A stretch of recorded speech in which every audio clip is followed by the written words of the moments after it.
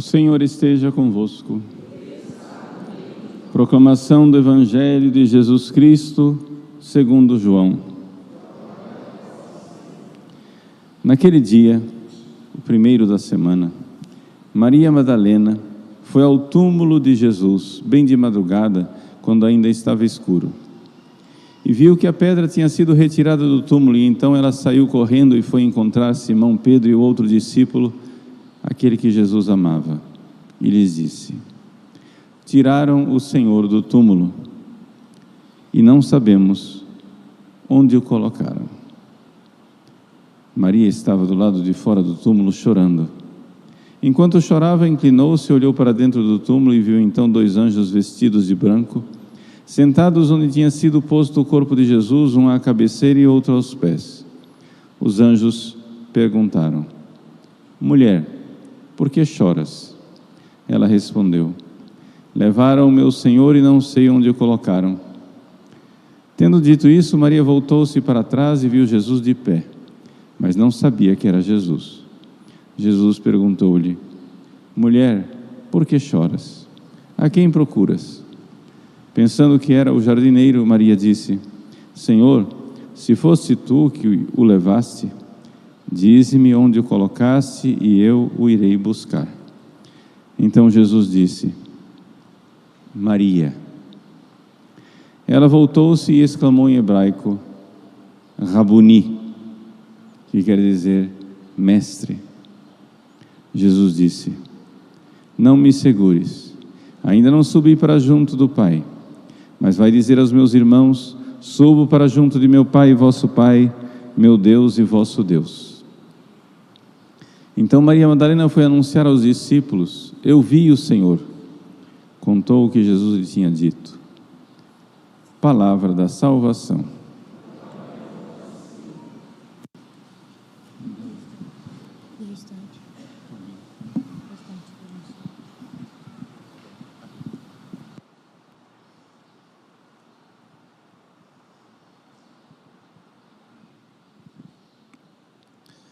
Meus queridos irmãos e irmãs, com alegria celebramos a festa de Santa Maria Madalena.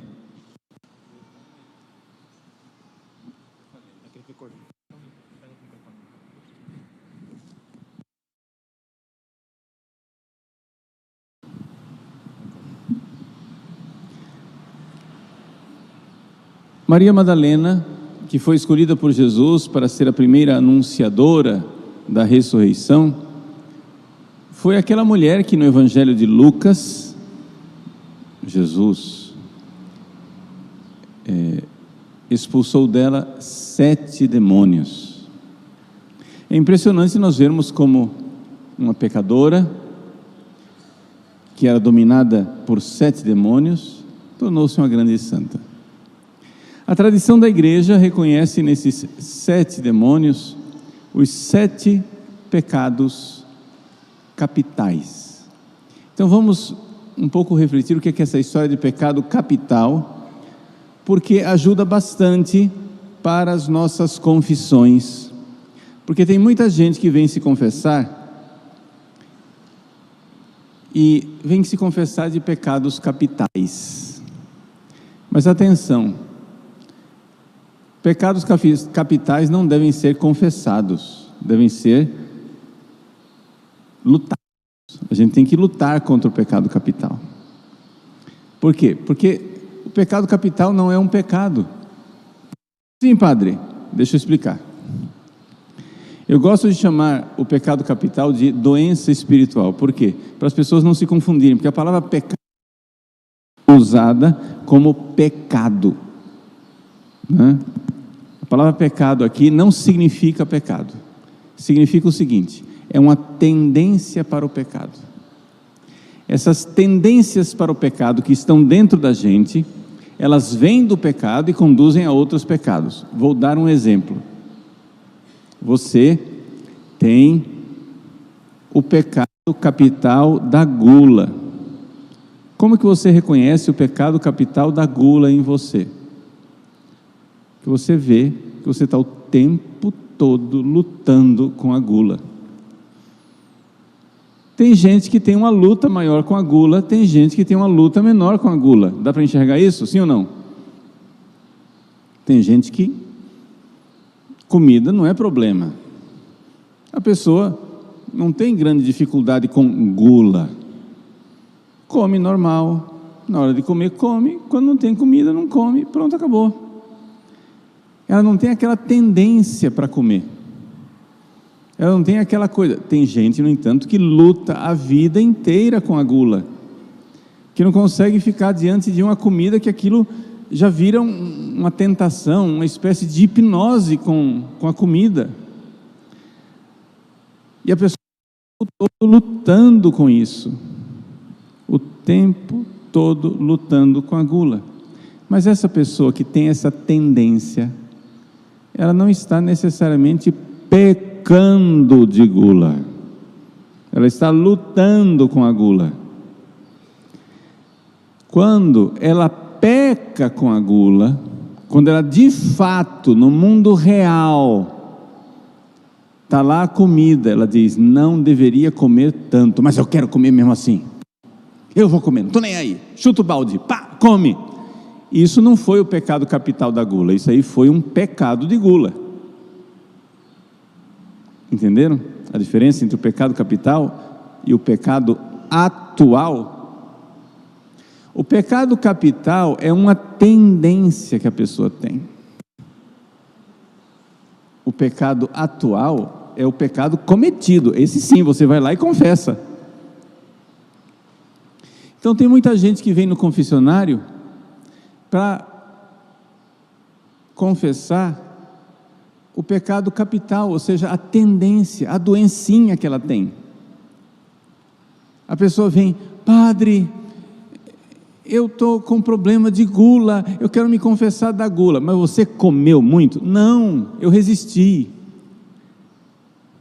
Então você não tem que confessar isso, você não fez o pecado. O que você tem é uma desordem. Esta desordem é o que nós chamamos de pecado capital. Ele é chamado de capital porque ele é cabeça, ele é uma raiz. É como se fosse, você arranca o mato, mas ficou uma raizinha, e aquela raizinha vai brotar outra vez, se você não cuidar. Então vejam, isso daí todo mundo enxerga. Todo mundo enxerga que você acabou de se confessar, o pecado foi perdoado, você está 0 quilômetro em termos de culpa, né? A sua culpa foi absolvida, mas continua em você uma desordem, uma tendência, e essa desordem, essa tendência vem de onde? Vem dos pecados que você cometeu no passado. Como você foi guloso a vida inteira, agora você não está mais cometendo o pecado da gula, mas você vê que dentro de você, se você bobear, a gula volta. Se você cochilar, o cachimbo cai. Se você bancar a bobeira, o bicho dá o bote em você outra vez, porque aquilo não está ainda ordenado. Padre, então como que faz? Bom, a primeira coisa que você tem que fazer é notar isso que eu estou te alertando. Não confundir a tendência para o pecado com o pecado. Dentro de nós existem tendências para o pecado. Quais são estas tendências para o pecado? São chamados 7 pecados capitais. Não são pecados atuais, você não precisa confessar isso, são tendências. Você precisa combater isso. Combater sim. Você pode até dizer na confissão, padre, eu não fiz o pecado, mas como é um pecado que está sempre, né, ao redor, procurando me devorar, eu quero trazer na confissão a minha tendência para o pecado da gula. para receber uma graça especial nessa luta. Mas você não está confessando um pecado porque você não cometeu.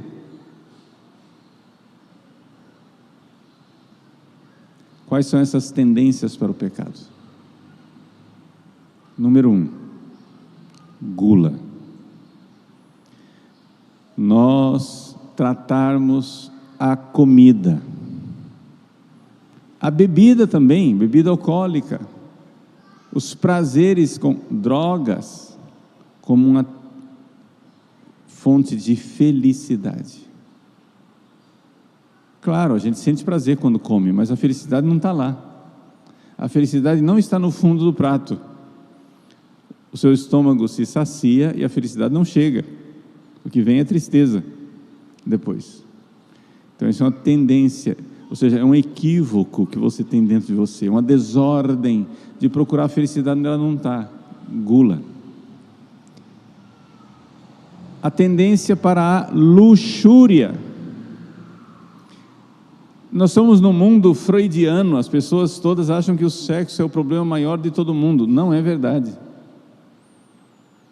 A gente que se senta no confessionário sabe muito bem que para algumas pessoas a luxúria é um problema, para outras pessoas não.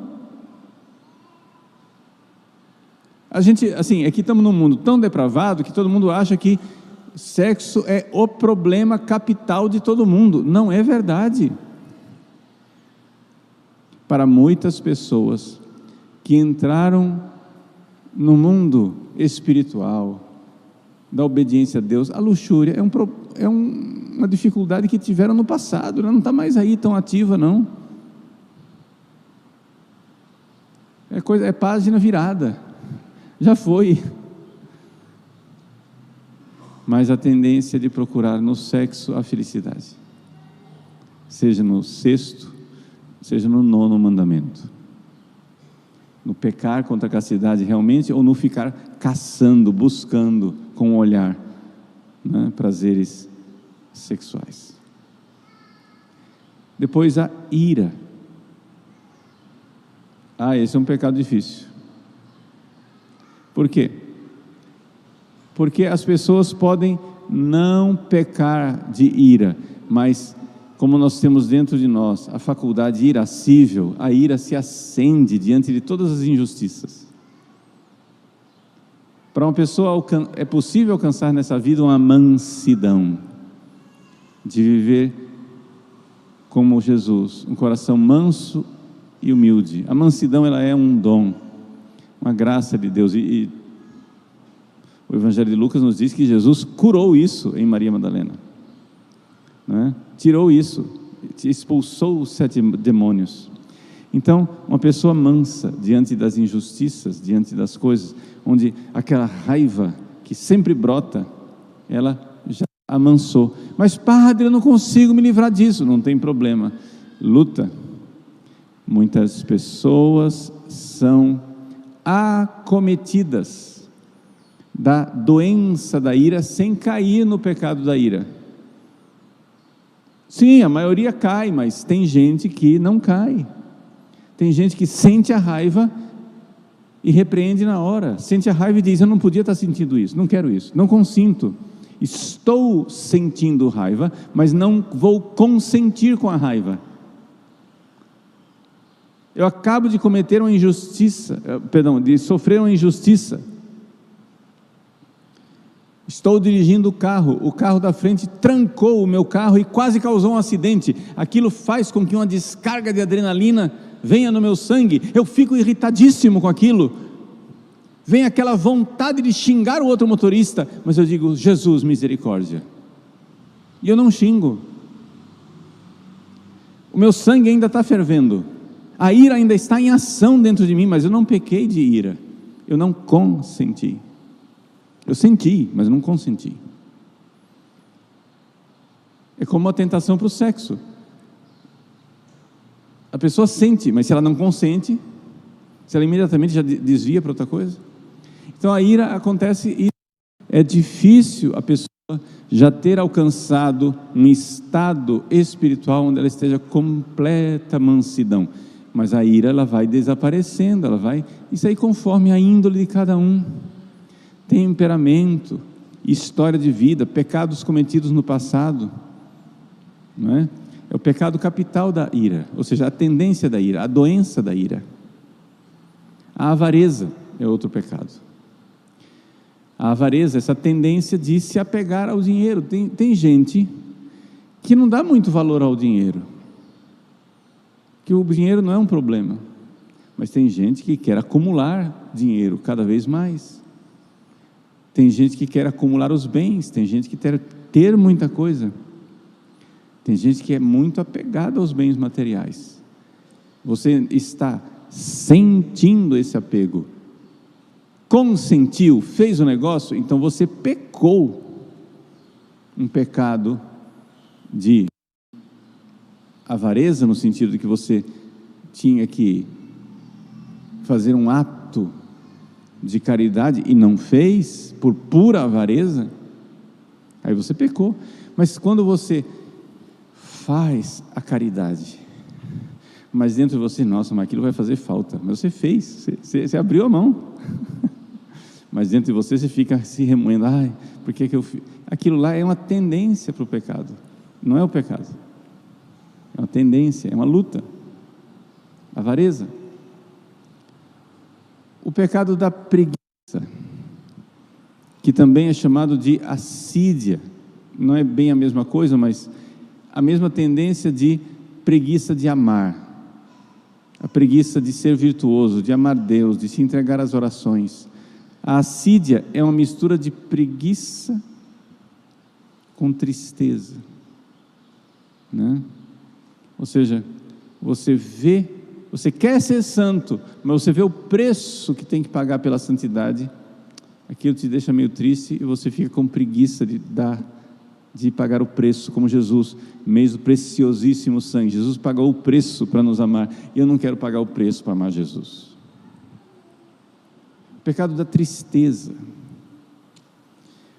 Por que a tristeza é um pecado capital, é uma tendência, é uma desordem? Tem gente que tem mais tendência para tristeza, tem gente que tem menos tendência para tristeza.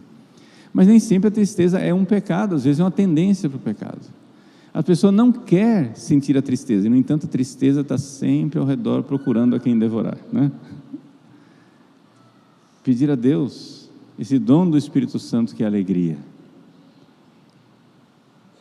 A tristeza, ela vem quando um ídolo morreu, uma coisa que eu coloquei no lugar de Deus morreu, e ela vem a tristeza, não é? Então, essa realidade. Depois, quando você vai lutando contra esses pecados, você vai vendo que eles estão sempre lá, mas vai diminuindo a força. Não é, repito, não é necessário confessar esses pecados se eles não foram consentidos e colocados em prática, não é? Você tem então o outro pecado, o pecado da vaidade. O que é a vaidade? Tomar para si uma glória que pertence a Deus. Você é bonita, você é bonito. Tem gente que não é tão bonito assim, tem gente que nasceu, parece que está costurado pelo avesso, né, de tão feio. Mas tem gente que tem uma beleza natural, mas essa beleza que você tem, e por enquanto tem, porque beleza também tem cura, né? Ou seja, passa. Enquanto você tem isso, e aquilo lá fica aquela vaidade, nossa, estão olhando para mim, nossa, eu estou causando, nossa, olha como eu sou bonito, não é? É uma tendência, se não é consentido, não é o pecado da vaidade, mas é uma tendência para a vaidade. E a vaidade não é só beleza física. Às vezes você está sendo vaidoso pelas suas virtudes, você vem à igreja, quer rezar e quer que todo mundo veja você rezando. Você faz um ato de caridade e você então pega o dinheiro assim, para todo mundo ver, e dá a esmola. Isso é vaidade, exibição, não é? Essa tendência para a vaidade que está dentro, E aí, esses 7 pecados capitais, que são tendências e desordens de nós, podem estar ou não associados a uma ação demoníaca. Tem demônio especializado sobre essas coisas. Ou seja, os anjos que foram criados para nos ajudar na luta pela caridade, uma vez que eles pecaram e se tornaram anjos decaídos, ou seja, demônios, esses anjos, agora como demônios, eles lutam para nos fazer pecar contra a castidade.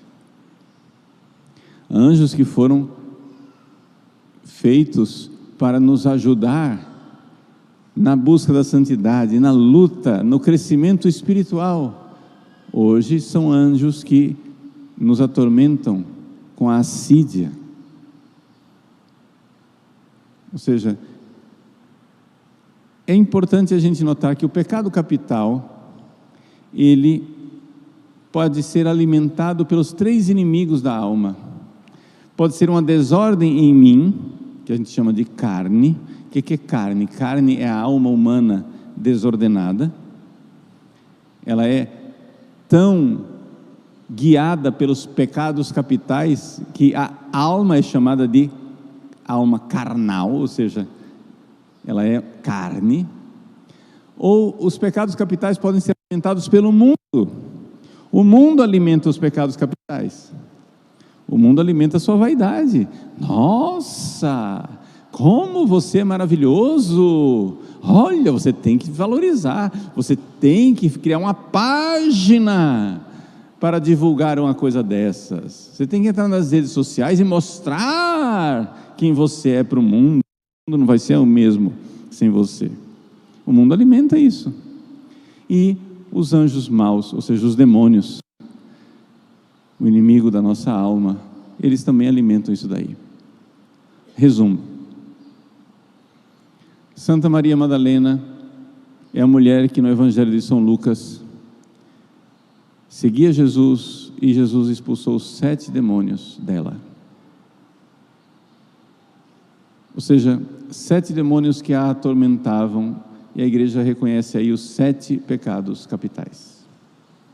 Nós, com demônio ou sem a ajuda deles, às vezes por problema nosso mesmo, não é? Nós, com demônio ou sem a ajuda deles, às vezes simplesmente por alimentação do mundo. Seja o demônio, o mundo ou a carne, nós também temos em ação dentro de nós estas 7 tendências depravadas, que não são necessariamente pecados. Tem gente que chega a um ponto que diz assim: padre, mas eu não estou cometendo aqueles pecados consentidos, o que é que eu vou confessar? Não, você não está mais cometendo pecados assim, claro, de olho aberto, consentido. De graças a Deus, você finalmente chegou na situação normal de um cristão, né? Ótimo, não está mais pecando pecados assim, conscientes, consentidos. Que beleza, você chegou na estaca 0, agora vamos amar. Não é grande coisa. Não, porque assim, eu não tenho o que confessar, então eu fico achando que eu estou santo. Você não está santo, você está na estaca 0. A santidade, ela é feita pelo amor. Eu não ofendo minha mulher, eu não bato nela, eu não traio minha mulher, eu não deixo de cumprir as minhas obrigações com minha mulher. Mas não quer dizer que você a ama, no sentido mais profundo. Você pode agora amar. Parou de ofender? Ótimo, começa a amar. Então, Maria Madalena, expulsos esses demônios, cresceu no amor a Deus. Vamos lá. Então, a sua falta de generosidade, o seu não ter amado a Deus, esse é o nosso problema maior. Nossa omissão. A gente diz no início da missa: pequei por pensamentos, palavras e atos.